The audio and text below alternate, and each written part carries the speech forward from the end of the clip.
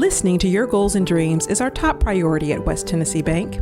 Benefit from our more than 100 years of experience and visit our Henderson branch today. West Tennessee Bank, focused on you. West Tennessee Bank is a division of Decatur County Bank, equal housing lender, member FDIC. All right, we have a quorum present, so we will proceed with the meeting and officially call to order. The first thing we need to do tonight is have a recommendation to accept the board agenda. I make the motion to accept the board agenda. Second. All right, motion's been made and seconded. Is there any discussion? All those in favor, say aye. Aye. Opposed? And it is approved. Next thing is our consent agenda. Do we have a motion to approve that? I make the motion to approve the consent agenda. Second. All right, motion's been made and seconded. There is no discussion on that. All those in favor, say aye. Aye. Opposed? All right, it is approved. We have delegations on our list tonight, but we have none here to address the board, so we'll move on to our spotlights. We have a couple things in our package we'll draw attention to, some athletic things going on, and plus we do have a spotlight with us, I believe, tonight. Sure. And again, let me just first say that we had 3 athletes, of course, as you see reflected in your board packet, that attended the state competition. Tucker Allen represented our Chester County High School track team as a sole member who qualified for the state competition. The TSSAA state competition is called the Spring Fling. It's in the Middle Tennessee State area, but in his competition, he competed in 2 events and placed in 2 events, finishing 7th in that 3,200 meter run, and then placed 5th in the state in the 1,600 meter run. So we're very proud of his accomplishments and really look forward to the coming years with our track. We have not had track, but just for a few recent years, and it's really been exceptional as they have raised their level of competition, and they're really a competitor in our areas.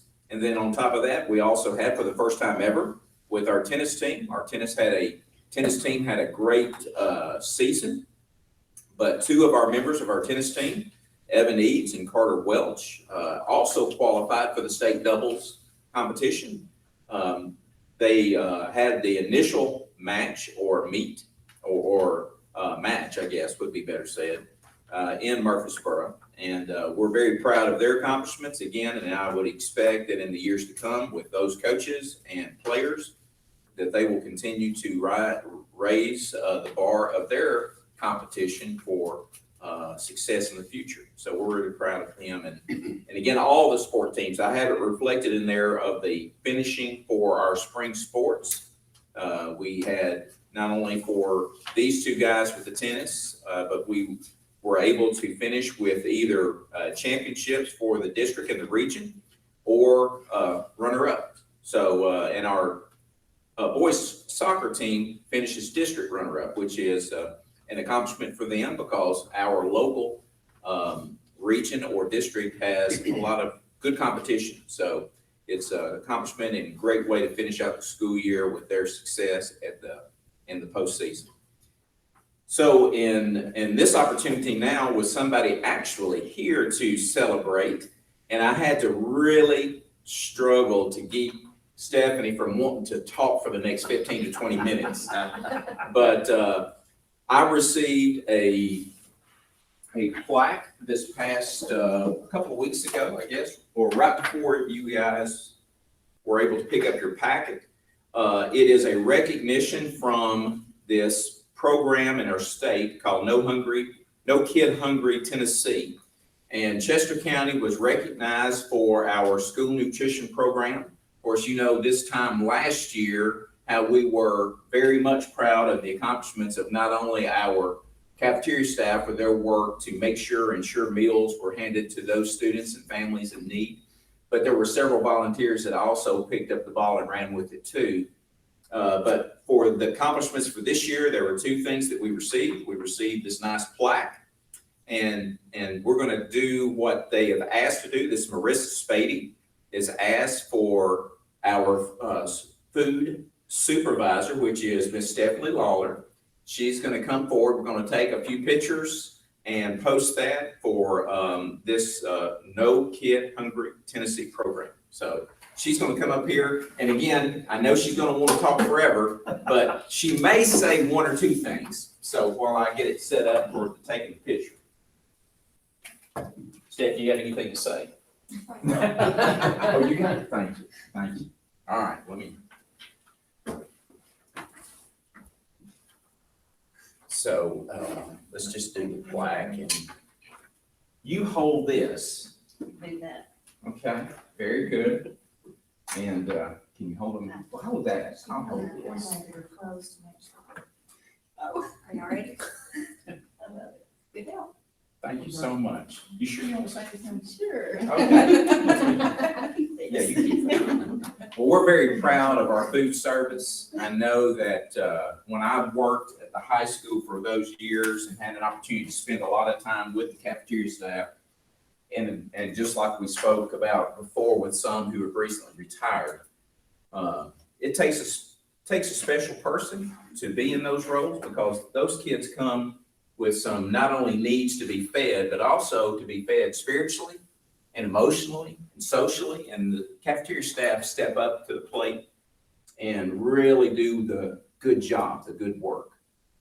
I know that there's a lot of kids that appreciate that, and a lot of adults too, because you dissipate a lot of issues when those children, for these long breaks, like in the summer and during those snow breaks or inclement weather breaks when they don't have school.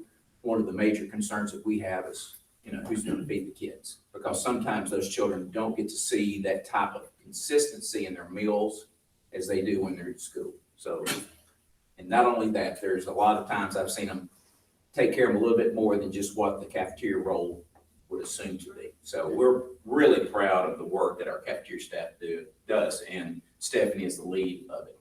Very proud of her.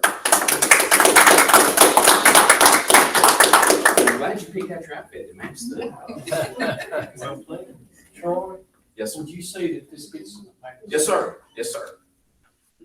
Any questions or comments for Stephanie? She's waiting for questions. Thank you very much for what you do. Next on our agenda tonight, you'll have in your packet a spreadsheet with 4 Chester County educators who qualify for tenure. And Troy addressed putting them up for tenure status. Well, 3 of those 4 qualify with a new exception due to the COVID break when we had no school in the spring of 2020. Hence, we had no LOEs or levels of effectiveness determined because there was no state testing. So instead of the current requirements that you have to serve 5 years and the last 2 years, you have to have an LOE or a level of effectiveness of 4 or 5. They said that during that 5-year window, any of those 2, would you have 2 consecutive years of 4 or 5. So it's not just the last 2. That's the exception they made. So 3 of those 4, that would be Jera Leak, Amanda Jo Brassfield, and Annette Gary. Those 3 qualify with the new exception for this current year. Now, it's only for this year. It will go back as was before, and we've already done state testing for 2021, so hopefully we're going to have a lot of normalcy returning to our school year.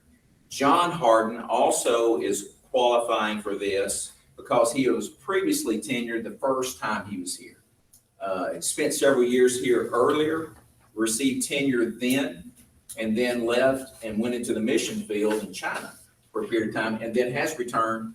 And now he's returned and doing an exceptional job at the middle school as a teacher there. So again, it is my recommendation to the board that Jera Leak, John Harden, Amanda Jo Brassfield, and Annette Gary receive tenure.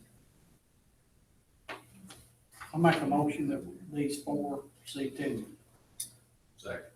All right, motion's been made and seconded. Is there any discussion about any of these? If there's no discussion, all those in favor say aye. Aye. Any opposed? All right, so they are tenured. Next tonight, we're going to talk about a request for an adjustment to our board policy 6.310. This is a standard dress code in 4th through 12th grade.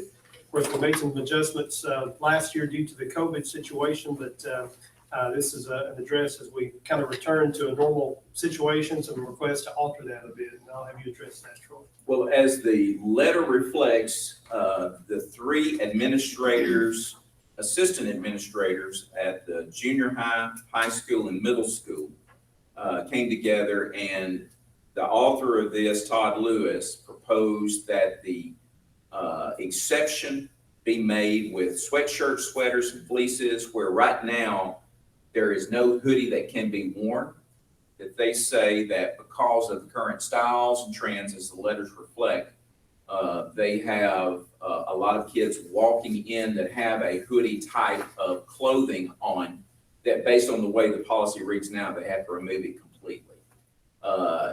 He, being Todd, did not say that they had any issue with directing kids, the ones who got the hood up, to put the hoods down. And we do allow students to wear sweatshirts, sweaters that are solid color or have a sports theme. So that's the current trend and practice now anyway. So their request is just, as you see there under that revision for 6310, be allowed but must not display any obscene or inappropriate printing, talking about any type of illicit or illegal substance, or conveys an immoral message, either explicit or implied. And then they will continue to have it to where the hoods will not be allowed to be worn inside. You know, outside, of course, we have that rule already. Inclement weather as it is, if a student walks into the building with some type of outerwear that has a hood, by all means, put it up when it's, especially when the weather needs it. But then bring it down once you have it on inside. So.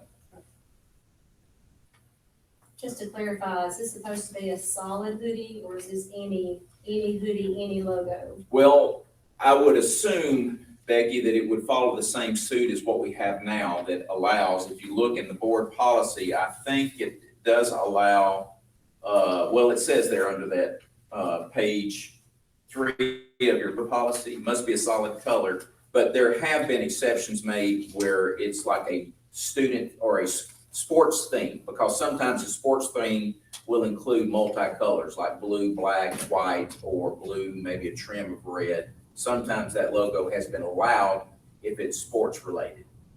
So I would assume that the rules that apply to the sweatshirts would also apply to the hoodies. When you say sports themed, is it school athletics or? Yes, any? yes, sir. Yes, school athletics. I'm sorry. I should have been more specific. Spirit. Spirit, yeah. Not a. Well, and not only like a student council or anything that's a sports-related organization. I say school-related organization is what I meant to say.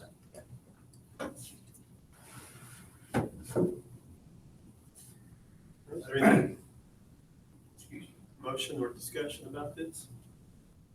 Yeah, are you okay with our dress code as it is? Is there anything that you'd like to address? Do you have anything specific? No, I'm talking to you. Okay. I don't have anything, I don't have any issue. I think that the dress code, of course, I've been involved in this dress code back in the years when I was principal. Right. So the challenge is just to enforce it, to be consistent. That's the issue.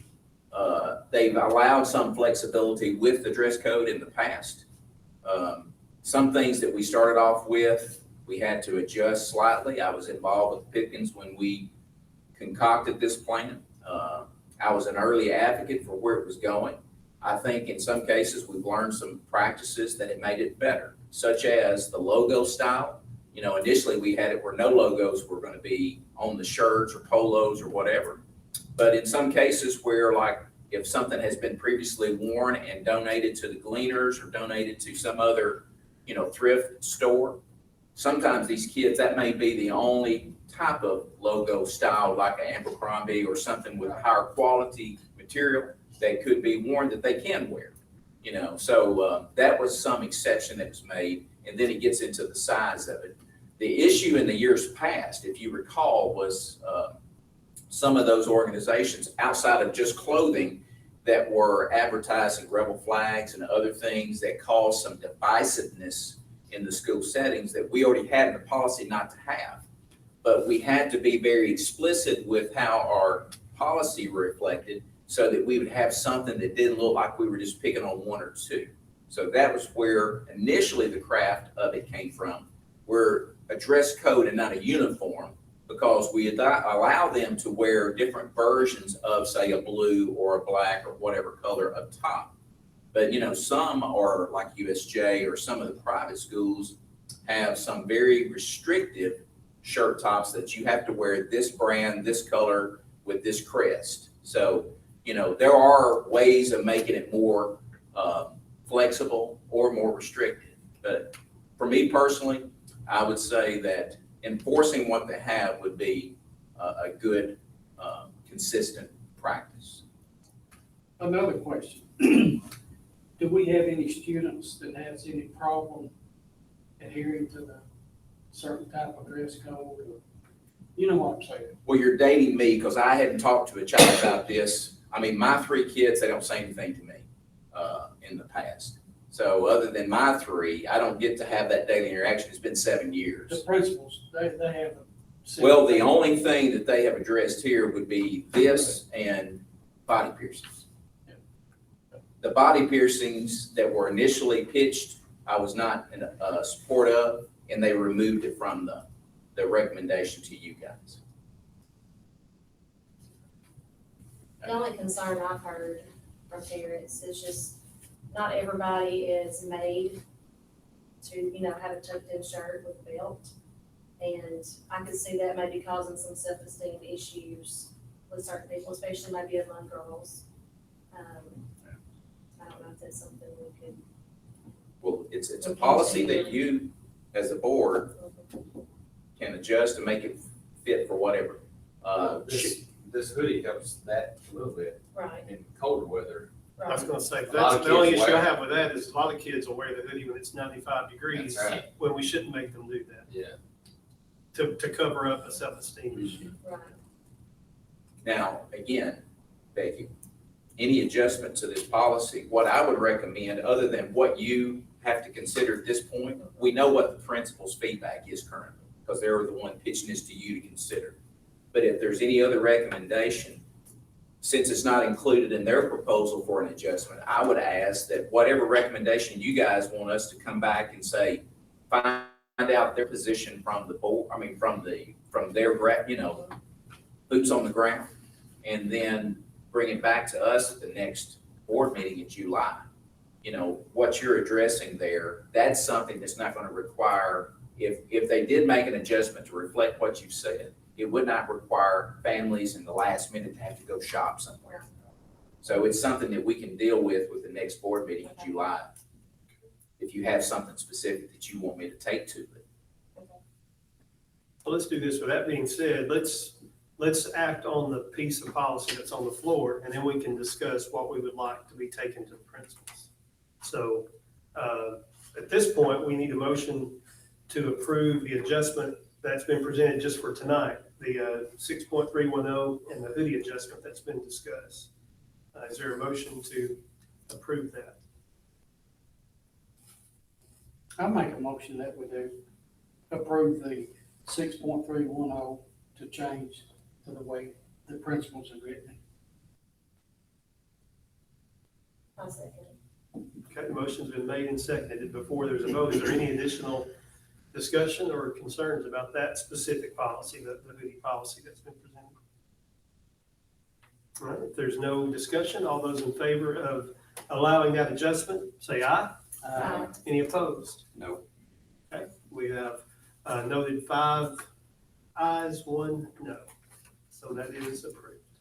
All right, now before we move to the next item, we should probably look into suggestions like Becky presented, maybe for Troy to take to the principals to bring back some feedback for us next month, specifically with the shirts being tucked or untucked, which I guess can also tie into the belt situation, since if you've got an untucked shirt, it may, there were having middle school teachers tell me that was a big advantage during this time where there was some flexibility with bathroom breaks being expedited for younger children.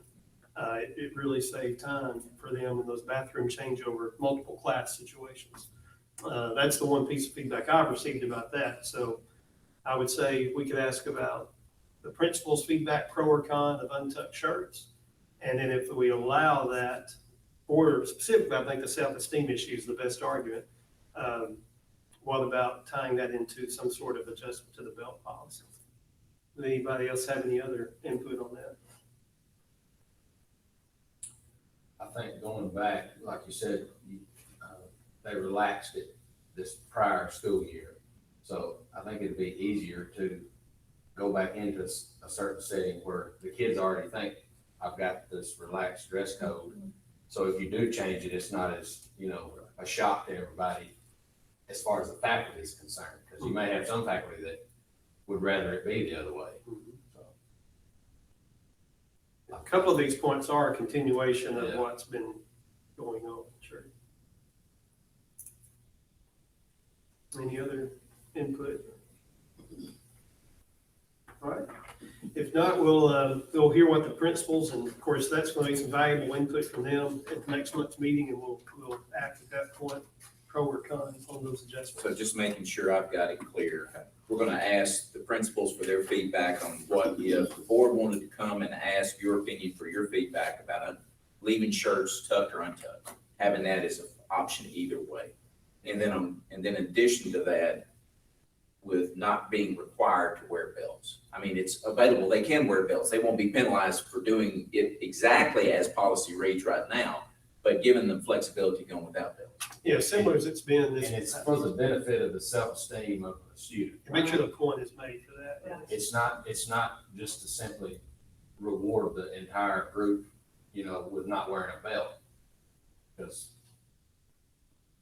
that, in my mind, that could create another situation. So.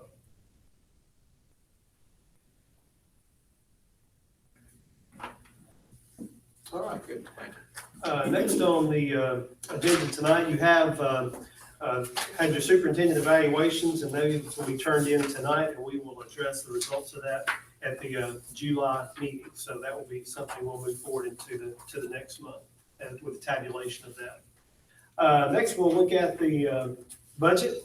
This will be our final draft of the 2021 general purpose budget. You have a copy of that in your packet with the yellow cover that Stacy has prepared. So tonight we need to make any final discussions and then go move forward with the approval of this general purpose and the federal program budget. Troy, you want to speak to that? Well, one thing that I can add to it is earlier this week, I had an email correspondence with the person in charge of the BEP calculations and allocations to every school district. Her name's Mary Ann Dursky. And we have, again, this budget is working off the strength of one estimate that we received in May for the April estimate, I believe is, yeah. Anyway, it was an April estimate, but it was given to us in May. We have yet to see a May or June estimate, even though we're getting now into the window of time when we hope to soon see a June estimate. My question to Mary Ann was, why have we not seen another estimate? And she offered a valid point that I was glad to hear from the State Department, is that because of the state legislator taking action and passing and the governor signing the BEP hold harmless, then this is not going to require a monthly fluctuation of your estimate, because your ADM is not for this past year, it's for the year previous that was well established. So since we're talking about the 1920 ADM, the calculations that we're working on for the 21-22 budget, which this is based on something that was firmed and fixed. So there's not going to be that need for that fluctuation per month. So she did say that we would have another one coming soon. I don't know if they're going to call this other one the May estimate here dead in June, or they're just going to go ahead and skip May altogether and just call it the June estimate, just be early on. I think it's gonna be the May estimate. Yeah. So.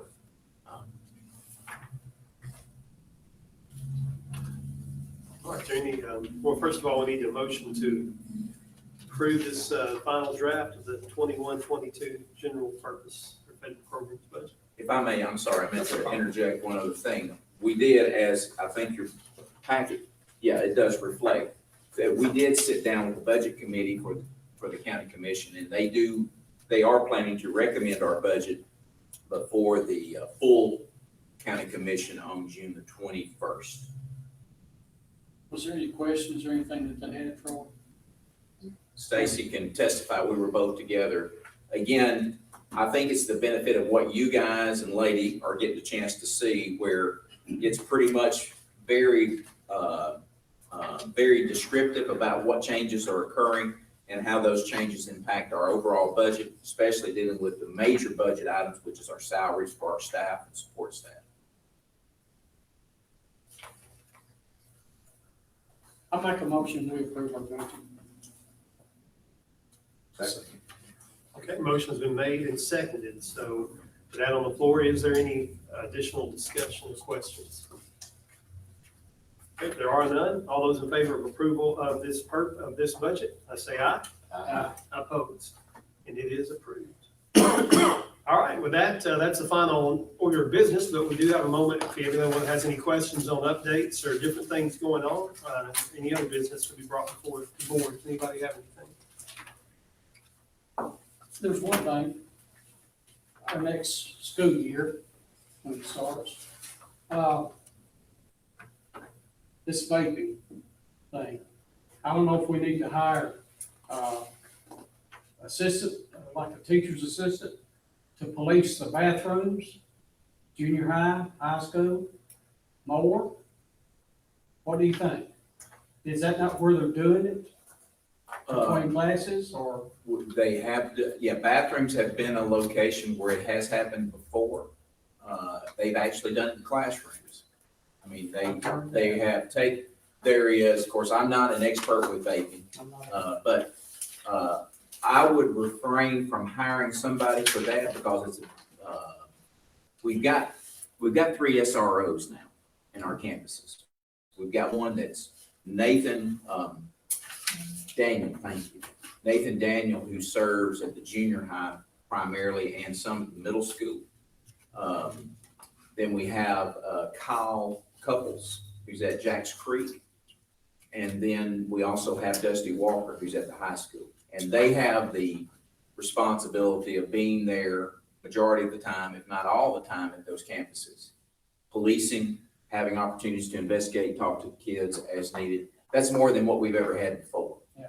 So, and, again, I would say that it would support the principal's role to ensure that those guys and girls, which it happens on some occasions, but you have to remind them that for those teachers who have classrooms that are close to those facilities, because I know like at the high school, there are some teachers who are close to the bathrooms who routinely go and check between classes. So there's already some of that practice happening with existing staff and not requiring additional staff to be hired for that purpose. Okay. Anything else? We have a little talk about just making sure about the. Yes, in the final page of your packet, you have the tentative meeting schedule for the new year, which the new year begins for us on July 15th as far as the board and the meeting dates that are proposed.